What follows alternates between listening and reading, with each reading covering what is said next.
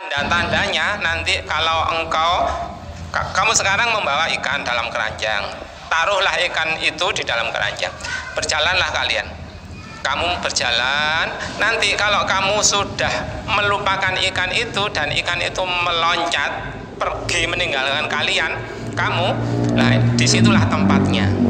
Akhirnya terus berjalan bersama Nabi Yusha ini. Nabi Musa berjalan terus demi mencari ilmu. Nah, makanya sekarang ini ada motivasi dari Rasulullah Muhammad SAW.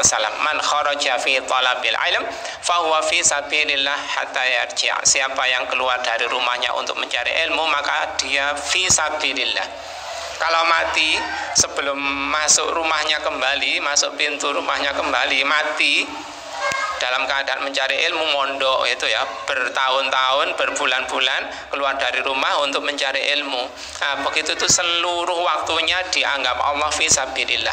Nah, begini nih rakusnya Nabi Musa, Nabi Yusha atau Nabi Yosua itu begitu terhadap ilmu. Nah, kita ini sering bertetangga dengan orang yang berilmu atau bersaudara adik kita orang yang berilmu, kakak kita orang yang berilmu, tapi tidak pernah atau jarang sekali bertanya kepada orang yang berilmu itu. Nah, orang yang berilmu juga rikuh mau ngilingno itu ya kadang sungkan, pakewuh, padahal kerabatnya orang yang dicintainya itu kadang-kadang keliru, kadang-kadang salah, cara membaca tajwidnya keliru, rikuh karena nggak ditanya, nggak diilingno. Nah, podo menengi gurune, ulamae yang meneng karena rikuh sungkan, yang satunya ya nggak mau bertanya sehingga nggak mendapatkan ilmu lah. Padahal ilmu itu harus dicari walaupun harus berjalan jauh seperti ini, sampai bertahun-tahun harus berjalan. Nah, nanti di kisah yang lain Nabi Musa diperintahkan untuk setelah terbebas dari cengkeraman Fir'aun tenggelam, yang mana sekarang kita ketahui di suatu hari yang mana kita memperingatinya dengan puasa. Pas hari tenggelamnya Fir'aun itu kita disunnahkan untuk puasa.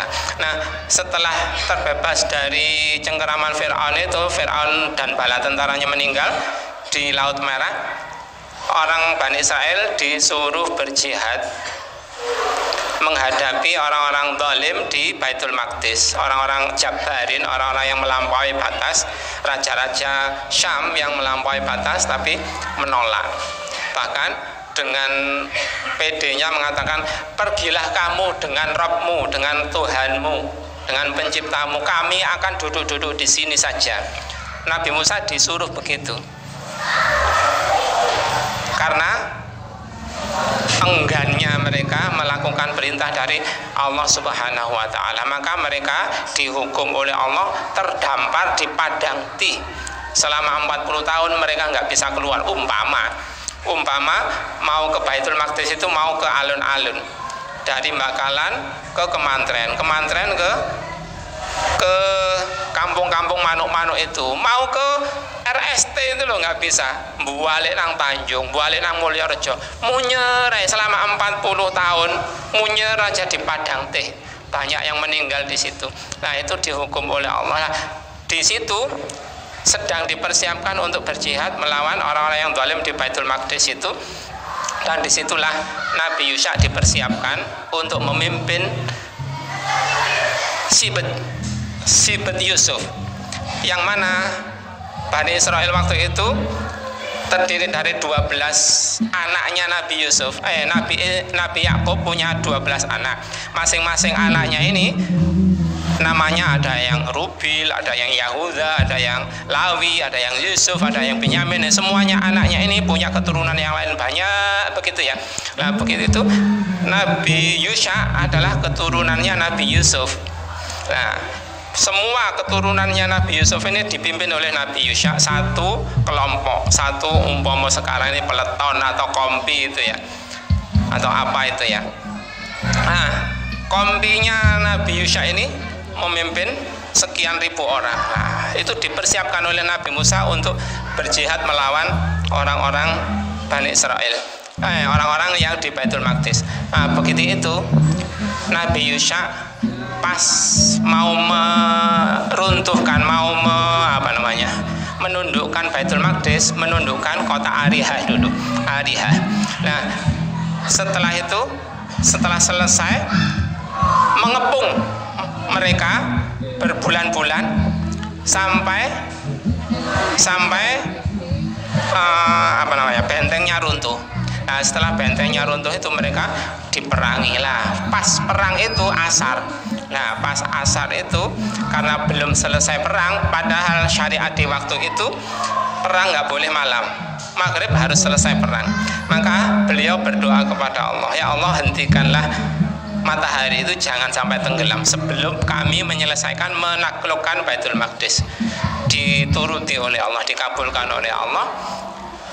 Setelah mereka semua takluk, rampasan perang dikumpulkan, baru matahari bergeser lagi untuk menuju tenggelam. Lah itulah pribadi Yosua atau Nabi Yusha yang sangat agung begitu, itu disampaikan dalam Islam, juga disampaikan orang-orang non-muslim menggunakan nama itu juga berkeinginan agar menjadi pribadi yang seperti orang yang begitu itu, orang yang hebat begitu itu. Mudah-mudahan kisah yang begini ini bisa mengantarkan kita menuju kepada lebih takut kepada Allah Subhanahu wa taala, lebih taat kepadanya. Jamaah salat Jumat rahimakumullah, di situ kisah itu tadi ada sedikit yang perlu digarisbawahi, yaitu mereka menunggu sekian bulan untuk bisa menaklukkan Baitul Maqdis. Lah begitu tuh, kalau belum waktunya tuh, Allah belum menakdirkannya, nggak akan bisa. Kita berusaha apa saja, sekuat apa saja, kalau belum ditakdirkan oleh Allah nggak bisa. Maka kalau kita mempunyai cita-cita terus kok masih gagal saja, kita harus sabar, jangan mengeluh. Itu pelajaran pertama, yaitu jangan mengeluh, harus sabar. Selalu dicoba lagi, selalu dicoba lagi, selalu dicoba lagi, terus begitu, agar bisa sukses. Ditunggu bertahun-tahun nggak apa-apa, berbulan-bulan nggak apa-apa. Nah, pelajaran berikutnya, kekuatan fisik kita itu hanya wasilah. Kita berbuat fisik ini hanya sarana. Keputusan berada di tangan Allah. Kita harus bergantung kepada pertolongan dari Allah Subhanahu wa taala. Itu yang kedua. Nah, berikutnya ada pembagian, bukan pembagian ya, harta rampasan perang dikumpulkan. Kalau dulu ya, sebelum Nabi Muhammad SAW, itu seluruh harta rampasan perang haram, nggak boleh dinikmati.